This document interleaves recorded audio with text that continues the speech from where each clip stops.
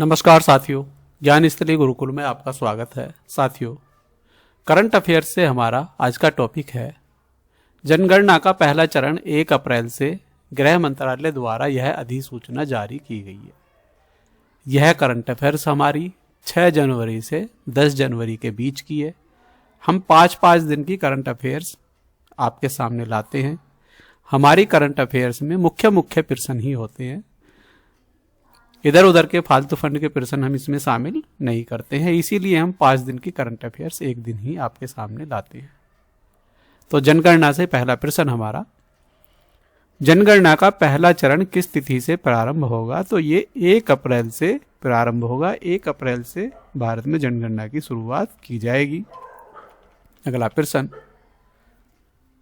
जनगणना के पहले चरण की अधिसूचना किस मंत्रालय द्वारा जारी की गई है? तो इसकी अधिसूचना गृह मंत्रालय द्वारा जारी की गई है। जनगणना का पहला चरण मुख्य रूप से किससे संबंधित होता है? तो यह ऑप्शन सी मकान सूचीकरण व आवास गणना से होता है।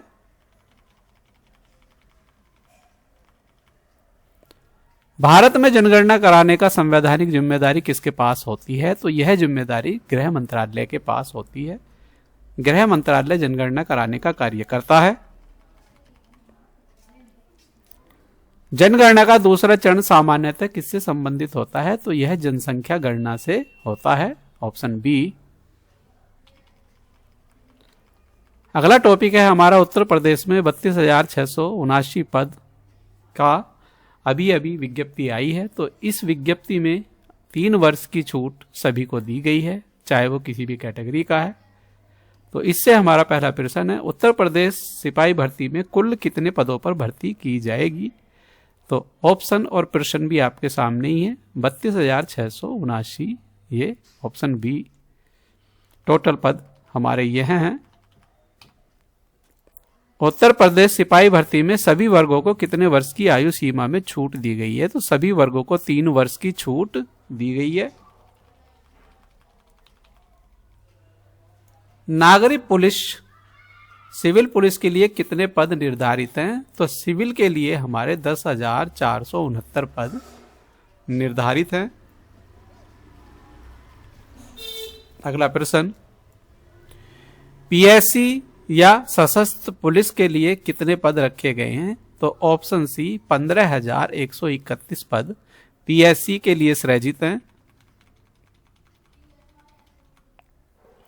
विशेष सुरक्षा बल एसएसएफ में सिपाही के कितने पद हैं? तो इसके 1,341 पद सृजित हैं। घुड़सवार पुलिस के लिए कितने पद निर्धारित किए गए हैं? तो घुड़सवार के लिए 71 पद हैं, जो केवल पुरुषों के लिए हैं। जेल वार्डर पुरुष के कितने पद इस भर्ती में शामिल हैं? तो 3,279 पद इस भर्ती में जेल वार्डर के शामिल हैं।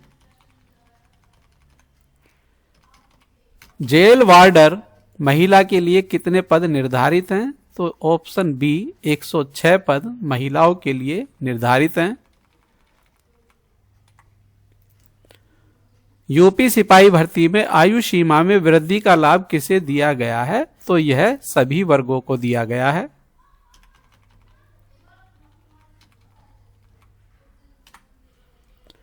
यूपी सिपाही भर्ती में निम्न में कौन सा पद शामिल नहीं है? तो ऑप्शन डी होमगार्ड का पद इसमें शामिल नहीं है, बाकी हमारे ये तीनों इसमें शामिल हैं। इसी के साथ इसके बारे में यह सामान्य जानकारी आ गई है। इसको आप पढ़ सकते हैं, वीडियो रोक के इसको पढ़ सकते हैं। अगले टॉपिक की तरफ चलते हैं। अगला टॉपिक हमारा जल्द ही आने वाला है। पहला प्रश्न हमारा बजट सत्र से होगा। 28 जनवरी को बजट सत्र का शुरुआत हो रहा है। पहला बजट सत्र, प्रश्न नंबर 1, बजट सत्र 2026 कब से प्रारंभ होगा? तो ये ऑप्शन सी 28 जनवरी से यह प्रारंभ होगा। केंद्रीय बजट किस तिथि से पेश किया जाएगा? तो ये 1 फरवरी से पेश किया जाएगा। 1 फरवरी को बजट कौन प्रस्तुत करेगी? तो 1 फरवरी को वित्त मंत्री निर्मला सीतारमण बजट प्रस्तुत करेंगी। प्रस्तुत होने वाला बजट वित्त मंत्री निर्मला सीतारमण का कौन सा बजट होगा? तो यह इनका 9वां बजट होगा, ऑप्शन सी। बजट सत्र की शुरुआत में संसद के दोनों सदनों को कौन संबोधित करता है या करती है? तो दोनों सदनों को राष्ट्रपति संबोधित करते हैं। 28 जनवरी को संसद के दोनों सदनों को संबोधित करने वाली राष्ट्रपति कौन है? तो यह है हमारी द्रौपदी मुर्मू, जो पहली आदिवासी महिला राष्ट्रपति हैं। राष्ट्रपति का अभिभाषण किस अवसर पर होता है? तो यह बजट सत्र की शुरुआत में होता है। दोनों सदनों से आशय है लोकसभा और राज्यसभा, ऑप्शन ए। केंद्रीय बजट सामान्यतः किस सदन में पहले पेश किया जाता है? तो सामान्यतः यह लोकसभा में ही पहले पेश किया जाता है। बजट सत्र भारतीय संविधान के किस अनुच्छेद से संबंधित प्रक्रिया से जुड़ा है? तो यह हमारा ऑप्शन सी, अनुच्छेद 112 से यह जुड़ा हुआ है। साथियों, इसी के साथ आज के हमारी करंट अफेयर समाप्त होती है। 5 दिन की करंट अफेयर्स के ये आपके मुख्य बिंदु थे। 5-5 दिन के अंतराल पर हम करंट अफेयर्स आपके सामने लाते हैं, जो बहुत ही महत्व रखते हैं। इसके बारे में आपको यदि सामान्य जानकारी पढ़नी है तो डिस्क्रिप्शन बॉक्स में आप जाके पढ़ सकते हैं। उत्तर प्रदेश भर्ती से संबंधित भारत की सभी भर्तियों में यह करंट अफेयर्स काम आने वाली है। इसी करंट अफेयर्स के साथ साथ हमारे हिस्ट्री, पॉलिटिकल, जियोग्राफी आदि की भी आपको पीडीएफ इसी फॉर्मेट में मिलती हैं।